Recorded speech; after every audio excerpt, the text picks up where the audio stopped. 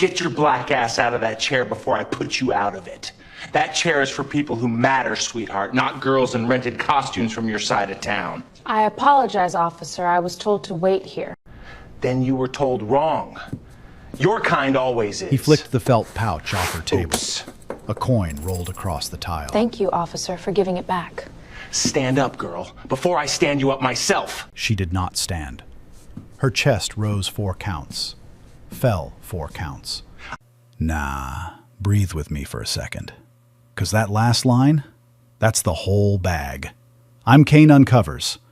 And this story, it didn't just happen. It crawled into my chest and stayed there. So come with me. Rewind 40 minutes.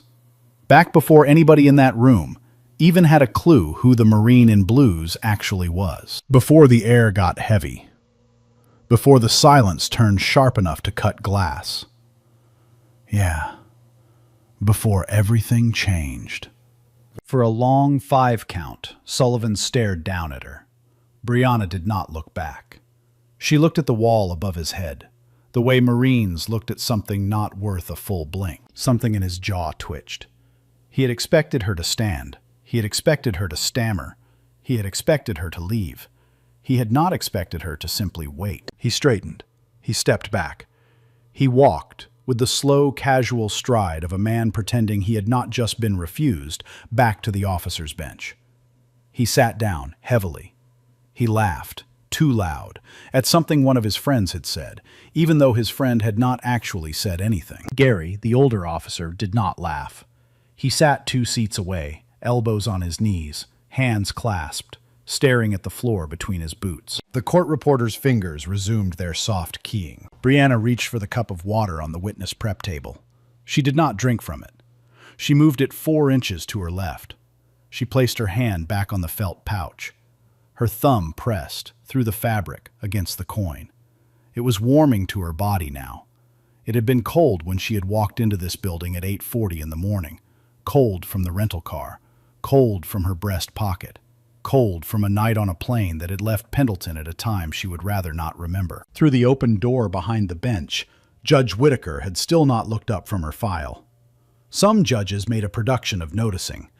Judge Whitaker looked like she actually was reading. The bailiff walked past Brianna's table a second time. This time, he did slow. Just for a breath. Just enough that his shadow fell across her table for 1 count longer than it had the first time. "Good morning, Staff Sergeant Ingram." His voice was low. Not a whisper, not a performance. Just a fact, placed on the air. "Good morning, sir." He did not stop. He kept walking. But the officers on the bench had heard. Gary had heard. The one named Kyle had heard. None of them said anything. The back door of the courtroom opened. Jackson Wheeler walked in with his defense attorney. 19 years old, 5 feet 11. A thin frame under a button-down shirt that did not fit him because it had been bought for a job interview 2 years ago, and he had not worn it since. His shoes had been polished that morning. Brianna could see from across the room that they had been polished by his mother. There was a specific way a mother polished a son's shoes. He had his father's jawline. He had his father's walk. The way Travis Wheeler had walked, loose at the shoulders, weight forward on the balls of his feet. Jackson did not see Brianna at first.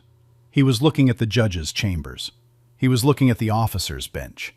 He was cataloging the room the way a man cataloged a room he had been told, repeatedly, was not safe for him. Then he saw the dress blues at the witness prep table. He stopped walking. His attorney put a hand on his shoulder and gently moved him forward. Jackson kept looking. He did not say anything. His face did not change. But his eyes, his father's eyes, stayed on Brianna for the 3 seconds it took his attorney to guide him to the defense table. He sat down. He placed both hands on the wood in front of him. He did not look at her again. Brianna turned her head slightly toward the second row of the gallery. Mrs. Wheeler was watching her, both hands still at her mouth. Her eyes were wet. She mouthed silently 2 words across 20 feet of polished oak. "Thank you." Brianna did not mouth anything back. She nodded. Once. Slow. The kind of nod a woman gave a brother's widow when there was nothing else in the world to give. From the officer's bench, Kyle Sullivan stood back up. He had not been able to sit still for even a full minute. "Well, look who it is." His voice carried again, the way it had carried at the witness table. "Mr. Wheeler, the star of the show. We've been waiting on you." Jackson did not look up. "Eyes up, son, when an officer is speaking to you." Jackson's attorney raised her hand. "Officer, please, my client is not—" "I know exactly what your client is, counselor. I wrote the affidavit." Brianna's thumb pressed harder against the coin. What does a promise to the dead weigh, she thought, when the living won't listen? From the back of the gallery, the woman with the press lanyard was still recording. A second phone had come up, in the third row. A man in his 50s, in a work shirt with a union logo on the pocket, also filming.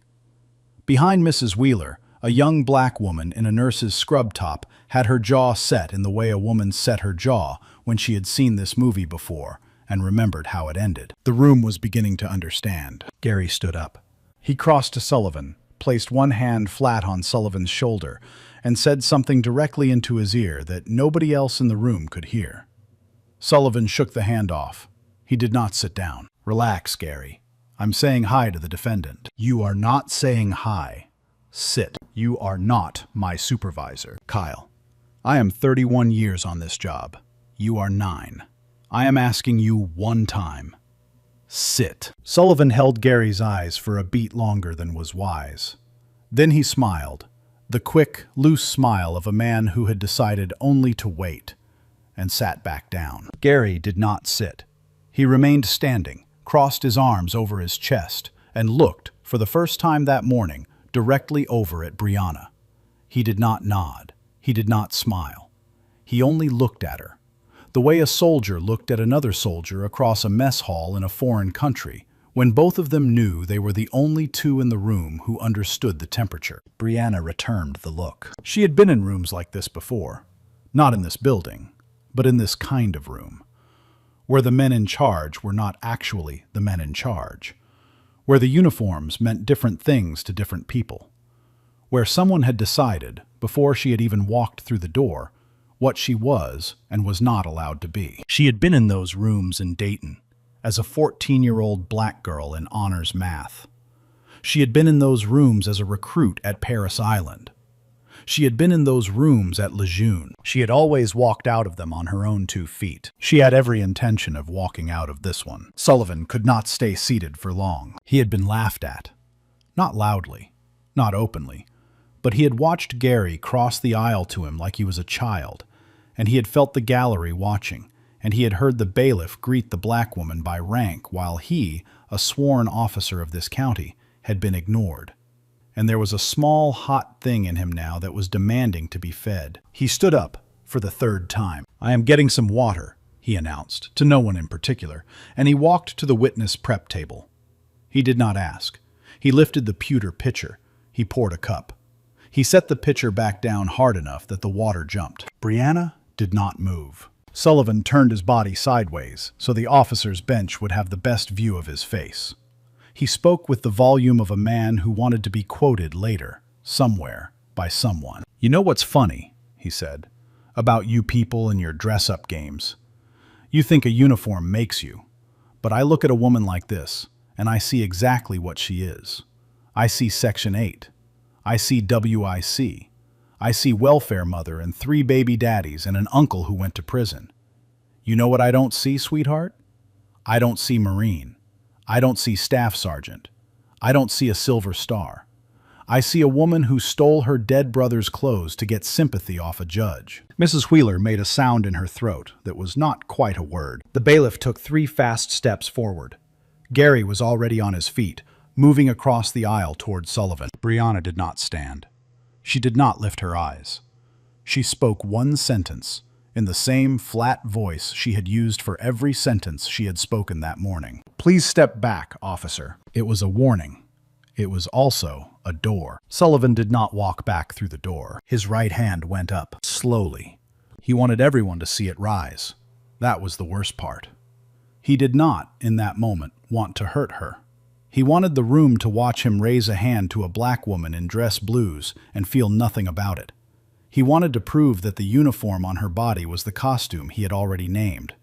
He wanted his friends to laugh. His palm kept rising until it was above his own shoulder, his elbow cocked. He was smiling the way a man smiled when he knew the camera was on him. "Maybe what you need," he said, still smiling, "is a wake-up." His hand came down. It was not a strike. Not really. It was a backhand the way men slapped men at a tailgate. Open-palmed, arrogant, more gesture than force. The back of his fingers grazed her left cheek and followed through past her jaw. It made a sound, but only barely. A brush of skin on skin. A thing someone in the last row of the gallery would have had to squint to see clearly. Brianna did not flinch. She did not lift her head.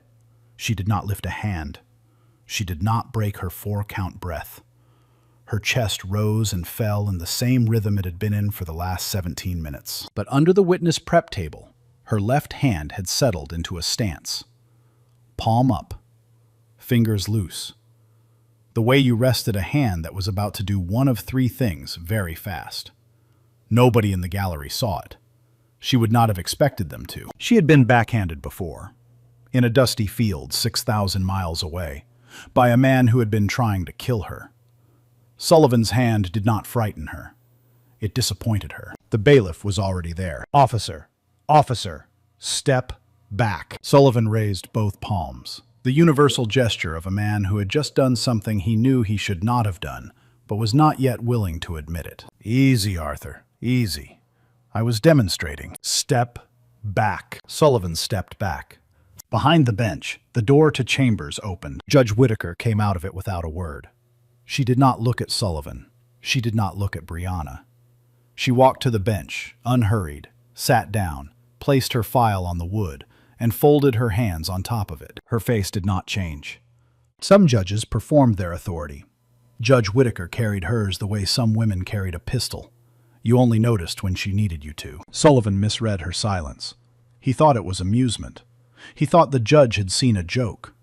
He turned back to the gallery, back to his friends, back to Brianna. "Tell you what, Staff Sergeant." He was loud again. He was riding the grin back up, because the grin was the only thing he had left. "You're a Marine? Prove it. Right here. Right now. You put me on the floor in 3 seconds. I'll sit down and shut up.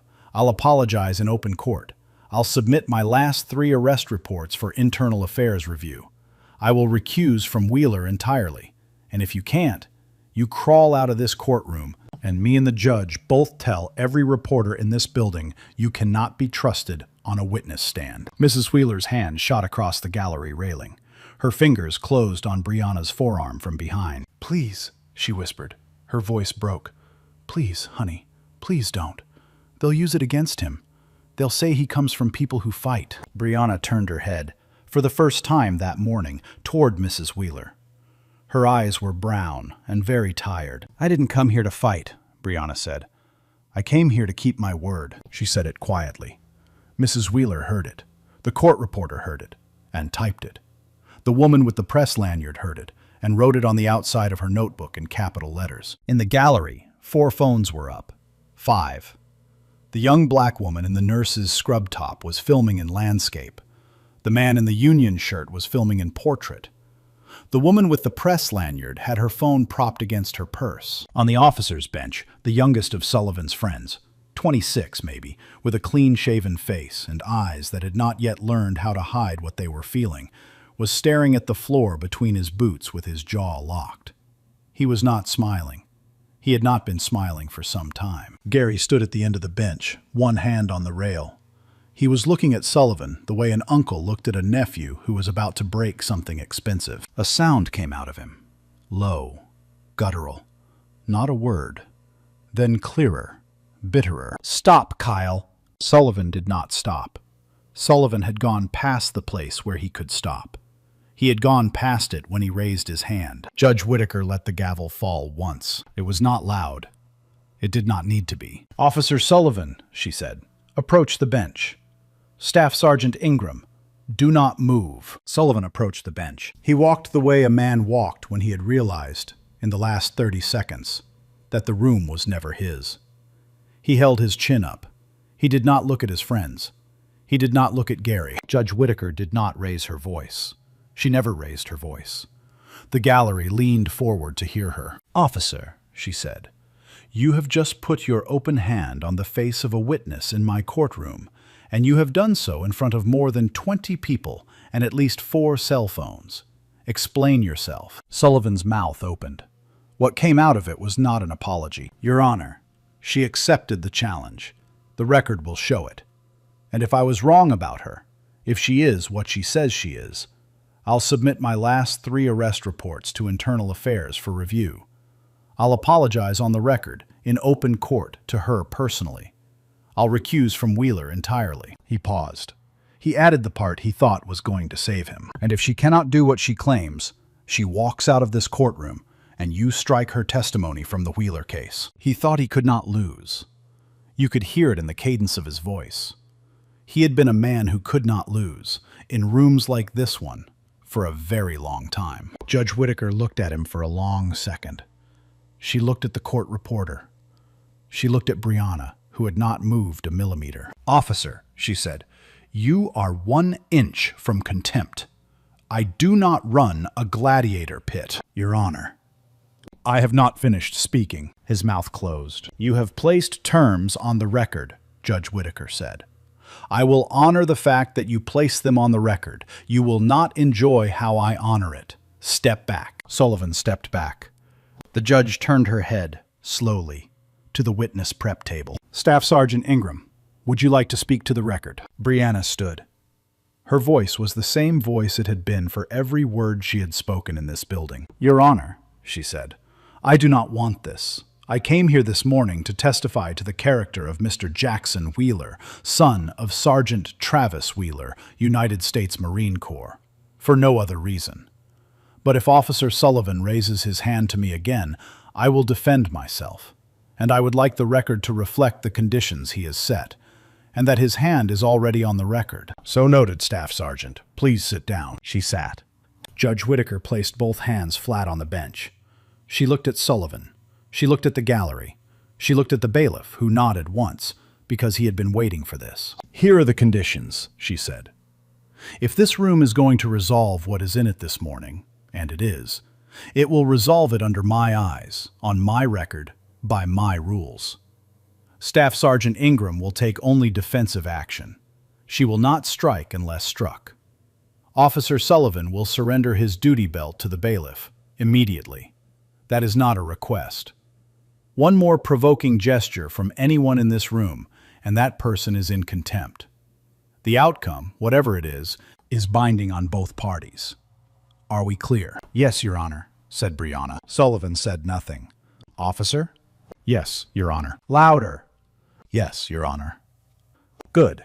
Judge Whittaker opened her file. "We will take a 10-minute recess. Staff Sergeant Ingram will remain at the witness prep table. Officer Sullivan will remain at the officer's bench. Nobody leaves this room. Not one person. Not for water. Not for a phone call. Not for air. We will resolve what was started here, where it was started." She closed the file. "In my courtroom, gentlemen," she said, "there is no playing. There is only testimony and consequence." She set the gavel down without striking it. It was a worse sound than if she had. 10 minutes.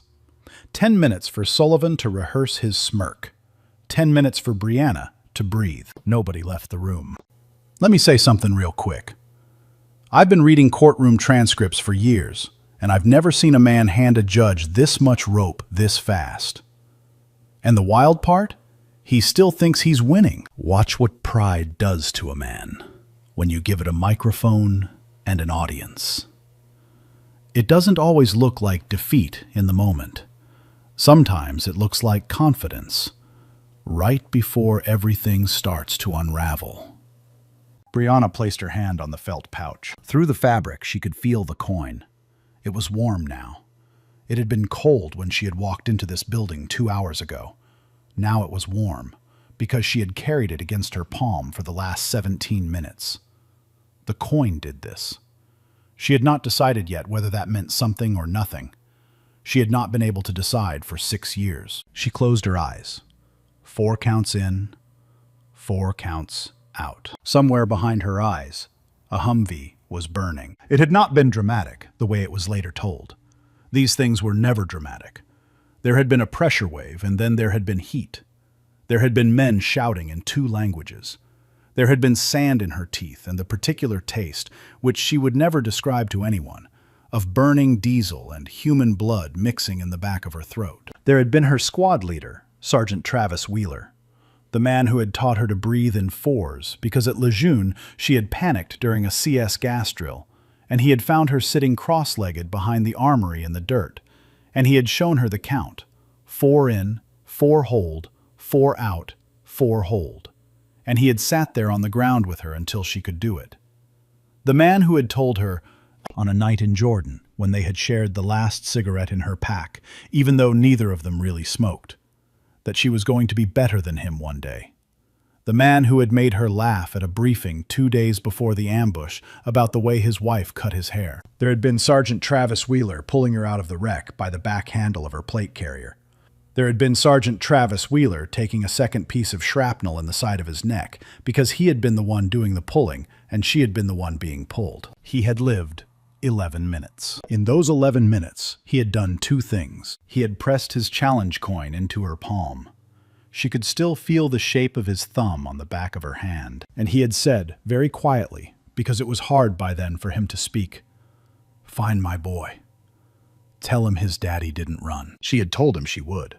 She had not been able to tell his son. Jackson Wheeler had been 13 when she came to the front door in Dayton. He had opened the door. He had looked at her uniform, and he had understood, immediately and completely, what was on the other side of it. He had closed the door on her face without a single word. She had stood on that porch for a long time. She had left a letter. She had written more letters. From Pendleton, from Lejeune, from Okinawa, from a tent in Jordan, from a base in Poland she was not allowed to name out loud. For 6 years. None of the letters had come back marked undeliverable. None of them had been answered either. Then, 6 weeks ago, she had gotten a call from Mrs. Wheeler. Officer Kyle Sullivan's name had been on the probable cause affidavit. Jackson had been picked up at 11:40 on a Thursday night coming out of a convenience store in the next neighborhood over from his mother's house. The eyewitness identification was 1 line long and did not match his clothing. The security footage had been handled in a way that Brianna, when she had obtained a copy 2 weeks later through a civilian attorney, had found very difficult to explain to herself in charitable terms. The charges had been stacked. The bail had been set at a number designed to keep him inside. Brianna had paid it from her own savings account at 3 in the morning Pacific time. She had put in for a 72-hour pass. She had driven to the airport in uniform, in the dark, and she had flown across the country with nothing in her overhead bin but a dress blue jacket on a hanger and the small felt pouch in her breast pocket. Now she was here. 4 counts in, 4 counts out. In the back of her mind, a voice was also here. It belonged to the gunnery sergeant who had taught her combatives at the schoolhouse at Lejeune. A small, bald man from Mississippi with forearms like lengths of rope and eyes that had seen every bad thing the world made. He had told her, on the first day of her instructor's course, that there were only 3 things a Marine needed to remember in a fight she had not chosen. Your first move is your breath. Your second move is mercy. Your third move is the only one that counts. He had said those 3 things once, in a classroom, to a group of 12 Marines. The other 11 had not understood him that day. She had understood him. She had never, in 6 years of teaching combatives to newer Marines, had to use them herself. She had taught them. She had demonstrated them, slowly, on mats, on volunteers. She had never needed them. Today, she might. Her right hand drifted up and rested, through the fabric of her dress blue jacket, against her left shoulder. The scar under the fabric had its own memory. The skin remembered Helmand better than her brain did. The skin remembered being put back together in a field hospital by a Navy corpsman whose hands had shaken the whole time and whose face she had never seen above his surgical mask. The skin remembered rehab. The skin remembered the long, stupid months when her left arm would not lift above her ear. Her brain had tried to move on.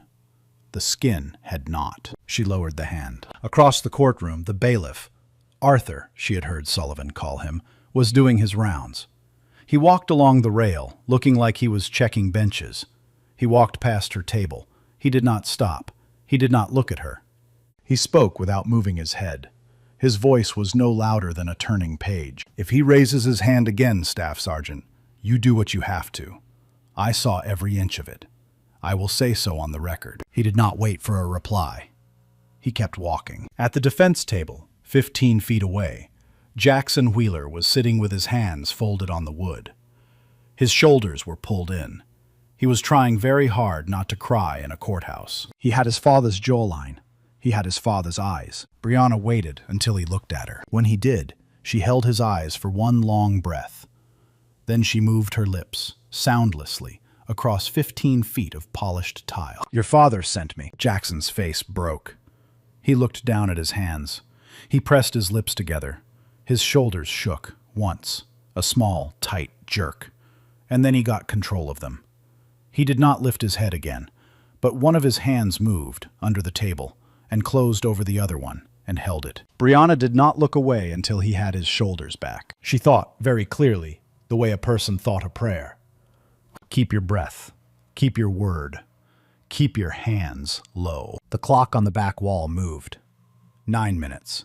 Then 10. The bailiff reached his station. He picked up the small silver bell. The bailiff rang the bell. Judge Whittaker took her seat. She did not clear her throat. She did not call the room to order. The room ordered itself, because it had been waiting for 10 long minutes, and it was ready. "For the record," she said, "we are resuming.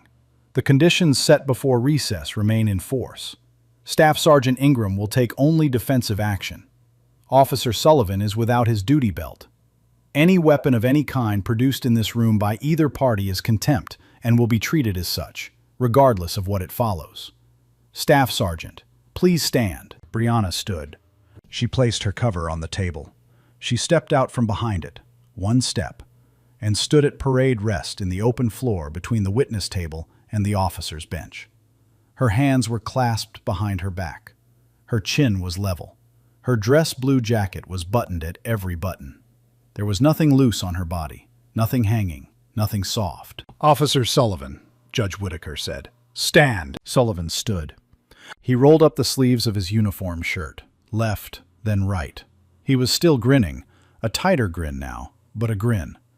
He did not see what Brianna saw. He did not see the man in the third row with his phone propped against his lap, filming in landscape. He did not see Mrs. Wheeler covering her mouth with both hands.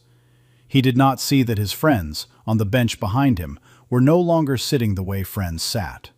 They were sitting the way witnesses sat. He stepped forward until he was 2 paces from her. "Last chance to back out, sweetheart." "I'd like you to sit down, officer," Brianna said. "Please." It was not the voice of a woman who was afraid. It was not the voice of a woman who was angry. It was the voice of a woman who had decided, long before this morning, not to be the first to move. Sullivan laughed, once. It was a thin sound. Then he shoved her. His right palm came across the gap and met her sternum, open, a body check disguised as a dare. He was strong. He was not weak. He expected her to stumble. He expected her to go down on her back like every other person he had ever shoved. She did not stumble. She did not go down. Her hips moved 6 inches to the left while his palm was still traveling. The shove slid past her chest and met the air behind her. His momentum carried him forward another half step, and she was no longer in the place he had aimed at. He recovered. He turned. The gallery did not make a sound. "Officer, sit down." Sullivan swung. It was a right hook. Telegraphed. The kind of punch a man threw when he had never needed to throw one correctly, because people had always stayed still for him. She parried the inside of his wrist with her left forearm, a contact light enough to redirect, firm enough to take his balance. She stepped off the line of the punch. She was standing 3 feet to his right before his fist finished its arc. She did not strike. She did not strike. In the gallery, a juror seat creaked. A young woman in the second row whispered, audibly, "She's not even hitting him." Somebody else whispered, "Oh no." And from the officer's bench, from Gary, with the gray at his temples, who had already begged his colleague twice to stop, came the sound that was not quite a word. And then, clearer, bitterer. "Stop, Kyle, please!" Sullivan heard him. Sullivan did not stop. He turned. His eyes had changed. The grin was gone. The performance was gone. What was left was something uglier.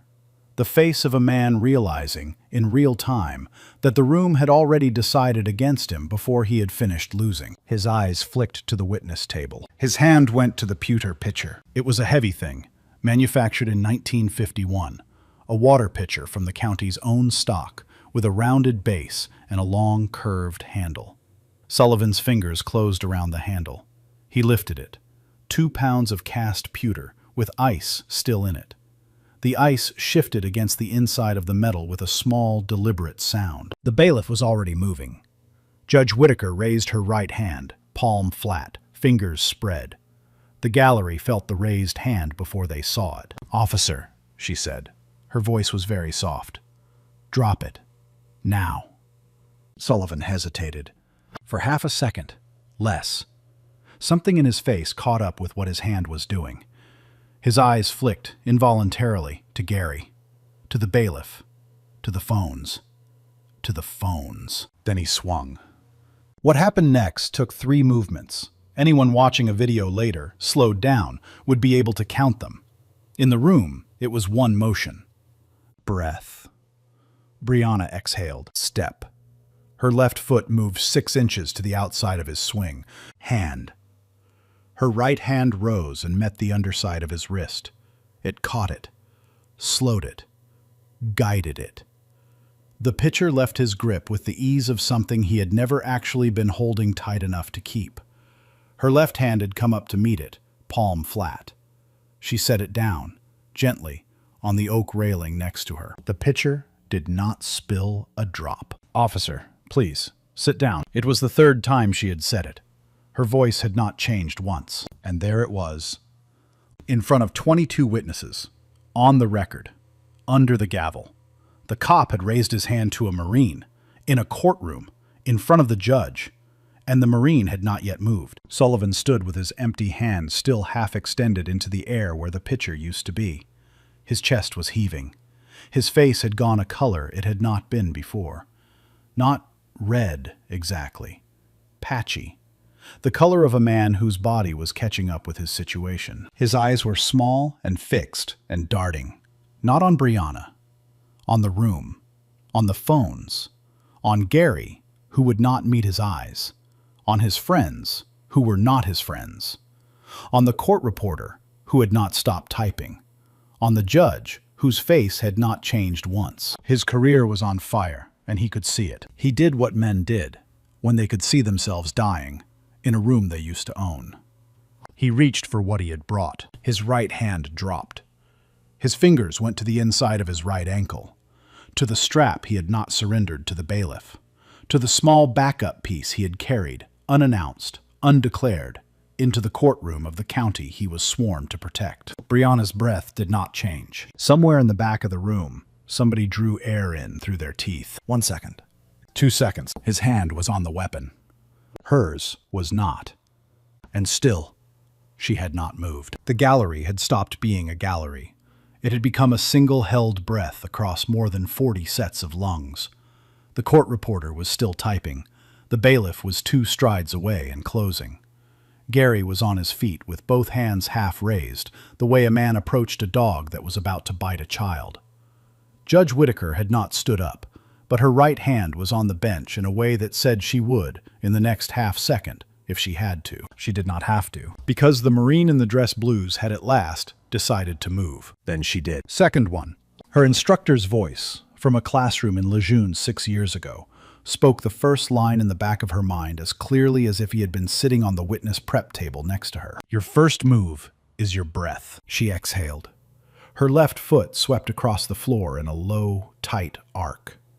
It took his base leg out from under him, the way a current took sand. He was already falling, and he did not yet know it. Second 2. Your second move is mercy. His right hand had almost reached the ankle holster. Almost. She caught the wrist before his fingers touched the grip. She did not strike it. She did not break it. She captured it. She could have broken it. The bones in a man's wrist were small and could be snapped by a woman who had spent 6 years learning exactly which bone snapped first and how. She chose not to. Second, 3. Your third move is the only one that counts. Wrist lock, rotation, controlled descent. The last second was the slowest.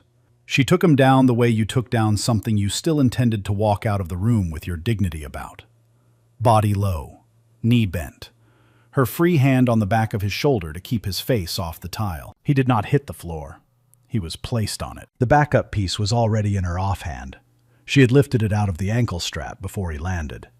She cleared the chamber with 2 quick motions, safed it, and slid it across the polished floor to the bailiff without looking. The bailiff caught it with the side of his boot. He did not pick it up. He placed his boot on top of it and did not move. Brianna lowered herself to one knee. Her right knee rested, gentle, on the space between Sullivan's shoulder blades. It did not press. It did not crush. A knee that was resting and a knee that was pinning looked the same from across a room. Only the man under the knee could tell the difference. Sullivan could tell. She leaned down toward his ear. Her voice was very quiet. "Breathe, officer. You're not hurt. Stay still. It's over." The courtroom did not make a sound. Nobody had moved. Not the bailiff, not the clerks, not the assistant district attorneys, not Mrs. Wheeler, not Gary, who had risen halfway out of his seat and stopped in place. Not the young woman with the press lanyard. The only thing moving in the room was the second hand on the clock on the back wall, and even that seemed to be moving slowly. Judge Whittaker stood up. She did not look at Sullivan. She looked at Brianna, and then at the room, and then at Brianna again. Brianna spoke from where she was kneeling. "You raised your hand to a Marine, officer," she said, "but I'm going to let you stand up as a man." 3 seconds. The hook had promised 3. The instructor had taught 3. The Marine had needed 3. The record would remember 3. She released the wrist lock. She lifted her knee. She stood in one smooth motion and stepped back a pace. She offered him a hand up. Sullivan did not take it. Not yet. His chest was rising and falling in a rhythm no one had taught him. His face was pressed to the cool tile. He could have rolled over.